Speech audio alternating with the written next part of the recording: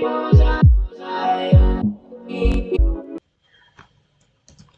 friends, hope you all are fit and fine. This is your host and brother Swami. I welcome you back to another video of FPL Canvas. In this video, I am going to analyze the team for the upcoming Game Week 26. But first, let's see how the team has performed in Game Week 25 and then we'll analyze for the upcoming Game Week transfer, probable lineup and many more. But before starting, if you haven't subscribed to the channel, please click on the subscribe button. Also make sure to enable the bell icon button beside it to keep updated of the coming videos. Now, coming to the performance for the 25th Game Week. Starting off with the goalkeeper, West Ham are undergoing a tough turn of form with the Hammers losing their third match straight, conceding 11 goals within the period. However, a blink moment to cherish against the Nottingham Forest, with Eliola having tried his best to keep the scoreline respectable, producing some outstanding saves, but a poor communication and understanding in defense, something which Moyes need to get sorted in the coming days. Moving on to the defense, with no wins since Game Week 17, Everton took on the struggling Crystal Palace side, coming on after a strong defensive performance against the champion City, with an eye-catching performance from Mykolenko in the previous match.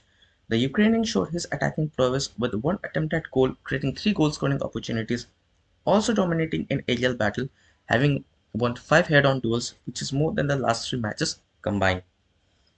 Arsenal registered their 5th victory on a row, with the Gunners also strong defensively, securing the second clean sheet in as many matches, much of the share of the credit going towards Saliba for the defensive stats. However, not much needed to be done against a struggling Burnley attack, providing just one tackle and a clearance, winning 2 head-on duels, asserting the defense with a passing percentage of 90. A double game week for Liverpool past weekend, and with key members missing from the squad, major responsibility had fallen on the Dutch captain Virgil van Dijk, especially to shore up the defense, with Van Dijk putting up 12 clearances, producing 3 blocks in 2 matches. Apart from that, offensively the centre-back had 3 attempts, winning 9 aerial duels, 7 long balls, along with a goal against Luton, with an expected goal percentage of 0.25. Moving on to the midfield, Spurs suffered the first home defeat after Game Week 15, although the returning Heung-min Son couldn't take his side over the line. Not one of the inspiring performances from the Spurs captain either, with the attacker having one of the few touches in the opposition box, creating 1 goal scoring opportunities and a cross throughout the 90 minutes. With Son unable to get points for his team, his opposition Pedro Neto had been the talisman in Wolves' victory over Spurs, with the Portuguese having 2 attempts, creating 1 goal scoring opportunity along with the 2 crosses and 1 long ball to initiate attack, especially to take advantage of the high line created behind during the Spurs attack. Bukayo Saka registered his 11th and 12th goal of the season against Burnley, with the winger having 3 attempts resulting in 2 goals with a passing success rate of 77.4%. And that brings us to the first segment of the Game Week 25, with City having double game week, and that too both at Etihad. The second most regular player with the underrated stats who haven't missed a single minute when fit and available is Rodrigo Hernandez. The defensive midfielder impressing offensively, putting on 7 attempts, creating 6 goal scoring opportunities along with a leveler against Chelsea. Defensively, the Spanish international had 4 tackles, winning 8 head-on duels, averaging 89 successful pass percentage. Coming to the forward, Watkins' away form has been a source of concern for Villa, with the number 11 had only found the back of the net on 5 occasions in the 12 outings. However, that hasn't been the case at the weekend against Fulham, with the England international scoring twice with 5 attempts and also producing 1 goal scoring opportunity. Julian Alvarez has been getting consistent minutes since the start of the season and was my go-to option for captain, with the Argentinian having 8 attempts against Chelsea and Brentford, producing 7 goal-scoring opportunities. However, the efforts were not enough to get on the score sheet, but has provided an assist for the winger against Brentford. And that brings us to the final piece of the game week, and another signing with Erling Haaland has been brought back to the squad, taking a hit after the Norwegian had started to take things from where he left before being injured, with City number 9 having 15 attempts against both Chelsea and Brentford, producing 2 goal scoring opportunities, but has been missing the clinical edge and accuracy the forward is well known for, having scored just once in both the games combined. So, with 7 goals and an assist, the team was able to put up a fighting score of 93 points on the board, with prompting a green arrow this time after a consecutive red ones, taking up to a minor lift of 9.2k. to an overall rank of 75k.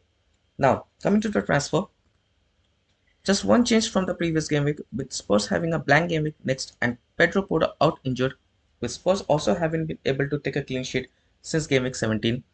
Porro makes way for Wolves led back Ryan Ethnory, with Wolves having a favourable fixtures moving forward, facing the likes of Sheffield United, Fulham, and Bournemouth within the next four fixtures. Do suggest on what are your options on the strategy in the comment section, and if there could be any other options I could go for the blank game week. So, taking the following under consideration and without waiting any further, let's see how the team would perform for game week 26. Starting up between the post with Fulham facing Manchester United away and West Ham at Brentford at home, proposing with the option to go ahead with Aguilera, although West Ham have lost last three games conceding 11 during the period without any reply. Aguilera had been the best performer in the Hammers lineup, with the Frenchman producing 14 saves in the last three fixtures. Meanwhile, as for the performance, something Moyes and his men need to figure out soon, as Hammers not only have struggled defensively but are also without a goal in the last three fixtures. Coming to the defense, with Liverpool having a blank game week, let's look at the available options could be helpful for the upcoming game week. Everton are yet to register their first win since the start of the new year, with the Toffees also involved in the relegation dogfight as well. With the attacking input becoming a major source of concern, Mykolenko has been encouraged to move upward along with his defensive duties, with the left back having one attempt and three key passes against Palace. With Arsenal nailing up their 10th clean sheet of the campaign, making it 3 in last 4 game weeks, Saliba keeps his place in the starting 11, with the Frenchman getting on the score sheet against the Hammers, facing off against a Newcastle side who are yet to register a win against a top 3 side at their turf. Brighton come against an Everton side who have struggled to get on the score sheet, with the Toffees managing to score just 3 goals in the 5 game weeks. Meanwhile, Van Heck has formed a formidable partnership with Lewis Town at the heart of the Seagulls defense, as Brighton have conceded 3 in last 3 games with a clean sheet in the last game week. Going on with the 4-man defense this game week, and that brings us to the introduction of new signing Ryan Nuri straight to the lineup, with Wolves facing league bottomers Sheffield United at home, with Sheffield United having scored just once in the last 3 fixtures. Switching on to the midfield, with Son and Palmer having a blank game weeks, let's browse through the available options in the midfield. First up, with 1 goal and 3 assists in the last 4 fixtures since his return from injury, Neto retains his place in the starting 11, up against Sheffield United side, who are static at the bottom of the table, with Sheffield having conceded 65 goals in the 25 game weeks. Bukayo Saka has been the man in form lately, with the winger having scored 6 goals in the last 4 game weeks, with 4 of them coming in the last 2 game weeks, as Arsenal's number 7 scored 30 points during the same period, coming up against a Newcastle side whose last clean sheet came on game week 17, with the Toons keeping a poor defensive record, conceding 8 goals in the last 3 game weeks. Despite being a defensive midfielder, Rodri has 10 attempted shots in the last 4 games, where the midfielder has also created 10 goals scoring opportunities, as well as coming up against a Bournemouth side who are yet to register a win since the new year, with the Cherries having considered 7 goals in the last 4 game weeks.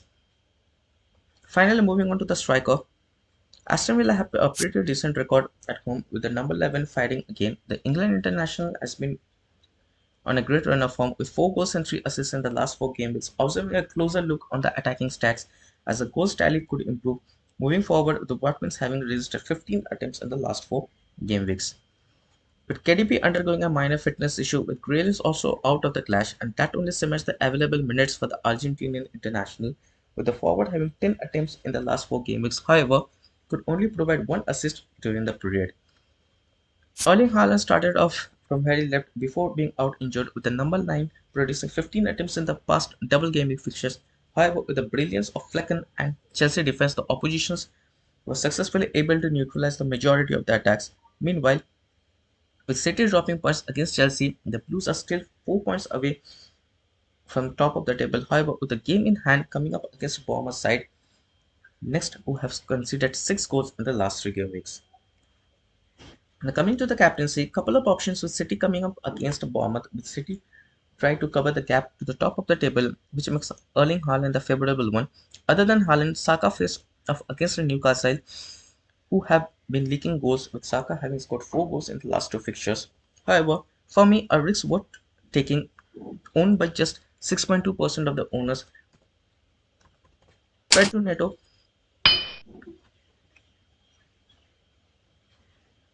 would be the man I would like to go for, with Sheffield United having the league's worst defense, considering 66 goals in the last 25 game weeks, with Neto registering 1 goal and 3 assists in the last 4 game weeks since his return from injury.